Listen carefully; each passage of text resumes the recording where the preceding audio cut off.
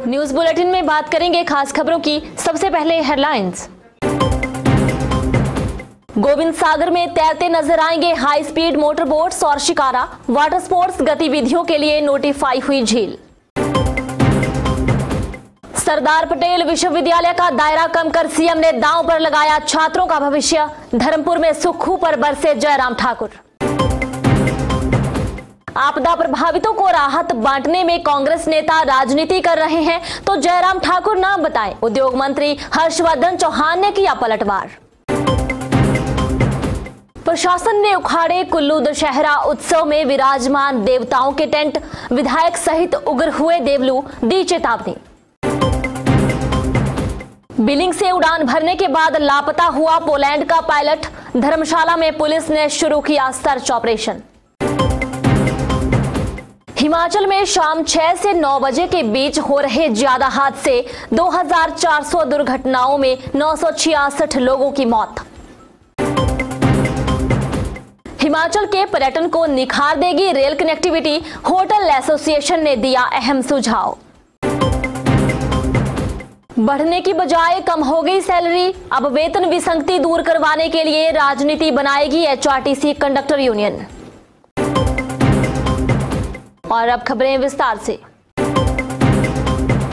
बिलासपुर जिला में पर्यटन कारोबार को नए पंख लगने वाले हैं। विश्व प्रसिद्ध गोविंद सागर झील में अब क्रूज और शिकारा तैरते नजर आएंगे।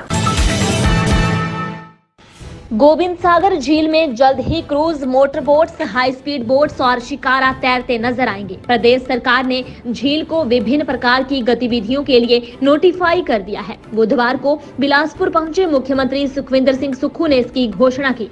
झील में करीब 60 किलोमीटर के क्षेत्र में यह गतिविधियां शुरू होंगी। मुख्यमंत्री ने कहा कि झील में पर्यटक हर प्रकार की गतिविधियों का लुत्फ उठाएंगे। इससे प्रदेश के पर्यटन को बढ़ावा मिलेगा। किरतपुर नेरचौक 4 लेन का काफी लंबा भाग गोविंद सागर झील के किनारे से होकर गुजरता है। ऐसे में झील में अब पर्यटन गतिविधियां होने से 4 लेन से गुजरने वाले पर्यटक आकर्षित होंगे। इससे रोजगार के द्वार भी खुलेंगे और एक नई जगह पर्यटन स्थल के रूप में उभरेगी। इसके साथ ही झील के साथ लगते कई धार्मिक और पर्यटन स्थल भी विकसित होंगे। शिकारा चलने चाहिए, क्रूज चलने चाहिए और हमने गोविंद सागर जो झील है उसको हमने टूरिज्म के लिए नोटिफाई कर भी दिया है। तो अब जब टूरिज्म के लिए नोटिफाई कर दिया तो जो बेचारे शिकारा लेके आना चाहते हैं, क्रूज लेके आना चाहते हैं, मोटर बोट्स लेके आना चाहते हैं, वाटर स्कूटर लेकर आना चाहते हैं, उन सबका अब स्वागत है, वो ले सकते हैं। नेता प्रतिपक्ष जयराम ठाकुर ने मुख्यमंत्री सुखविंदर सुक्खू को सरदार पटेल यूनिवर्सिटी पर आड़े हाथ लिया है और जमकर निशाना साधा है। नेता प्रतिपक्ष जयराम ठाकुर आज सरकाघाट के बलद्वाड़ा और धर्मपुर के दौरे पर रहे। इस मौके पर उन्होंने मुख्यमंत्री सुखविंदर सुक्खू के आरोपों पर पलटवार किया। जयराम ने कहा कि उन्होंने अपने कार्यकाल के दौरान प्रदेश के छात्रों को मंडी में दूसरा विश्वविद्यालय खोलकर बड़ी सौगात दी, लेकिन कांग्रेस सरकार ने सत्ता संभालते ही सरदार पटेल विश्वविद्यालय का दायरा कम कर करीब 35,000 छात्रों के भविष्य के साथ खिलवाड़ किया। आज 11 माह बीत जाने के बाद भी मुख्यमंत्री मंडी जिला सहित प्रदेश में एक पैसे का कार्य नहीं करवा पाए। मुख्यमंत्री विपक्ष पर आरोप लगाना बंद करें और प्रदेश हित के लिए काम करें। सुबह जागते रात को सोते हम ही याद आते। जिस मंडी में आकर के वो बातें कह करके गए कि कुछ नहीं किया, उन्हें मालूम नहीं है वहाँ जहाँ कार्यक्रम था उससे कुछ कदम के साथ कदम दूर जो है हिमाचल प्रदेश का दूसरा विश्वविद्यालय मंडी में बनाया हमने, सरदार पटेल यूनिवर्सिटी, जिसको वो बंद करने के कगार पर खड़ा कर चुके।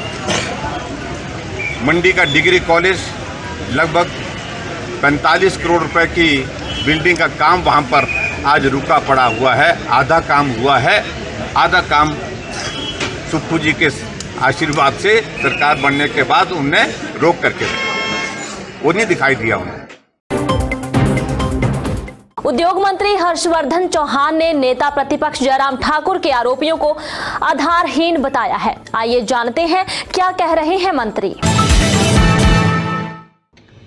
नेता प्रतिपक्ष लगातार कांग्रेस पर अपने चहेतों को रेवड़ियां बांटने का आरोप लगा रहे हैं। उद्योग मंत्री हर्षवर्धन चौहान ने चहेतों को रेवड़ियां बांटने के आरोपों पर नेता प्रतिपक्ष जयराम ठाकुर पर पलटवार किया है। उद्योग मंत्री ने कहा कि जयराम ठाकुर जैसे वरिष्ठ नेता से इस तरह की बयानबाजी की उम्मीद नहीं है। उनके सारे आरोप निराधार हैं। उन्होंने पूछा कि अगर किसी कांग्रेस नेता ने आपदा प्रभावितों को राहत देने में राजनीति की है तो जयराम ठाकुर उनका नाम बताएं। उद्योग मंत्री ने कहा है कि हिंदुस्तान के इतिहास में पहली बार इस तरह का राहत पैकेज दिया जा रहा है। मुख्यमंत्री बेहतरीन काम कर रहे हैं, लेकिन भाजपा के लोग आपदा के समय में भी राजनीति करने की कोशिश कर रहे हैं। उद्योग क्षेत्र की वर्तमान स्थिति पर हर्षवर्धन चौहान ने बताया,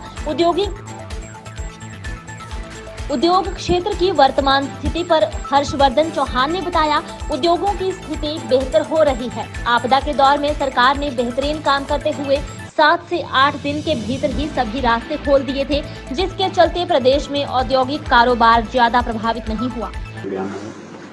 ये देखो, हिमाचल प्रदेश में जो मुख्यमंत्री सुखविंदर सिंह सुक्खू जी ने राहत पैकेज दिया है, वो हिंदुस्तान के इतिहास में एक पहला सबसे बेहतरीन पैकेज दिया है, जिसमें मकान की राशि में व्यक्ति को 1,30,000 मिलते थे, वो राशि बढ़ा करके 7 लाख कर दी है। इसी प्रकार से जो पार्शली डैमेज हाउसेस थे, उनको बहुत थोड़े पैसे मिलते थे, वो भी राशि 1 लाख रुपए कर दी है। और हर सेक्टर में, चाहे वो ज़मीन का नुकसान है, चाहे फसल का नुकसान है, चाहे दुकान का नुकसान है, चाहे किराएदार के रूप में है, वो एक बहुत बड़ी राशि बढ़ा करके मुख्यमंत्री ने आज लोगों को उसको देना शुरू कर दिया है।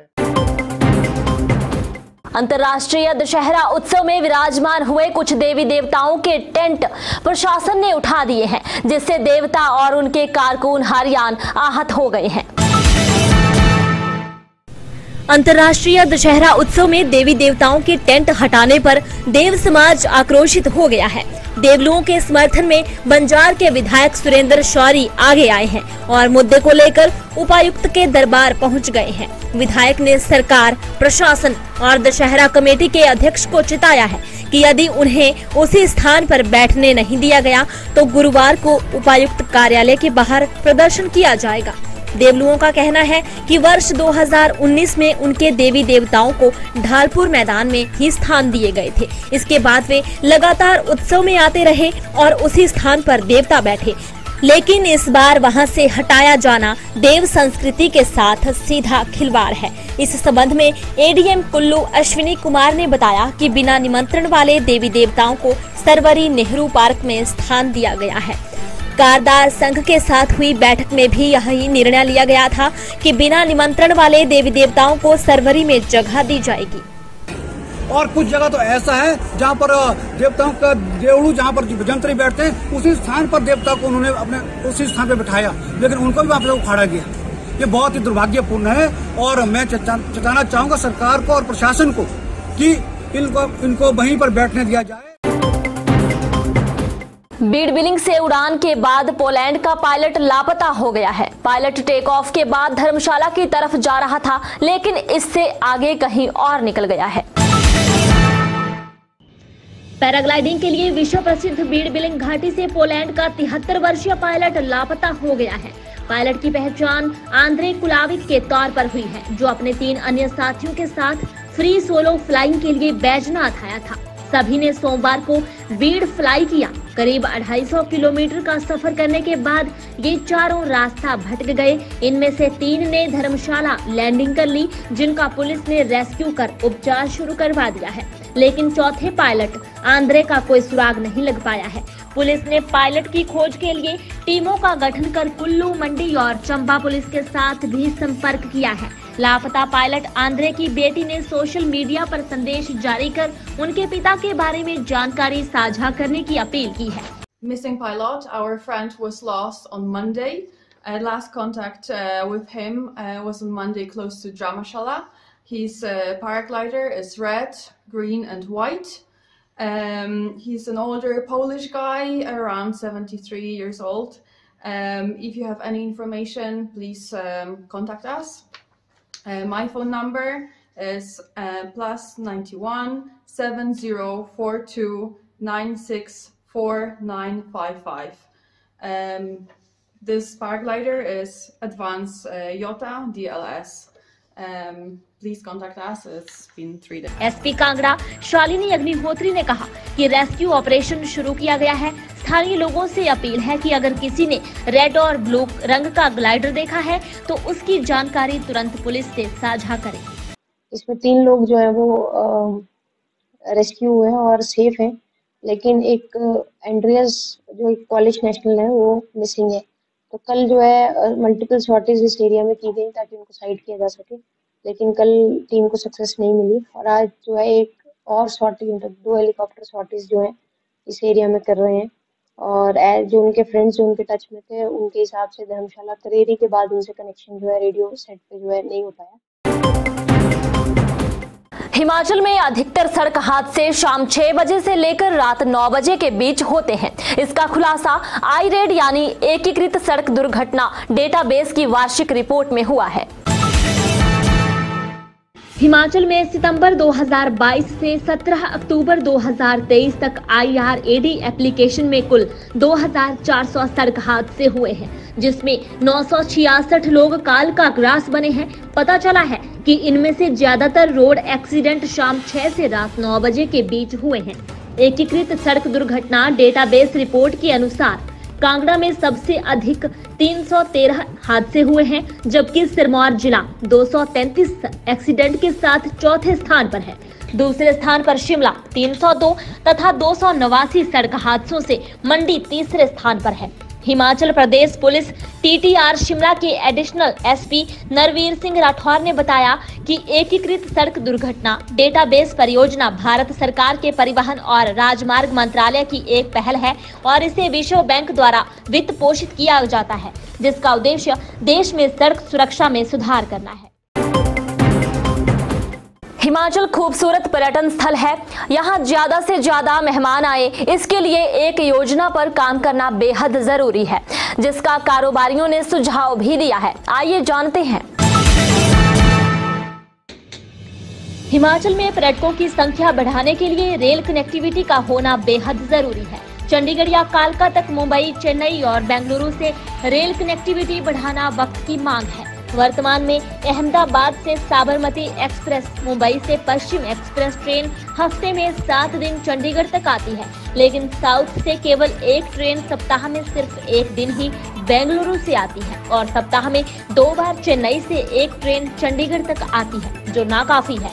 महाराष्ट्र तथा गुजरात से बहुत अधिक संख्या में पर्यटक हिमाचल आते हैं। यदि अहमदाबाद, मुंबई, बेंगलुरु, चेन्नई, अहमदाबाद से नियमित रेल सेवा पर्यटकों को मिले तो यह हिमाचल के पर्यटन के लिए मील का पत्थर सिद्ध हो सकता है।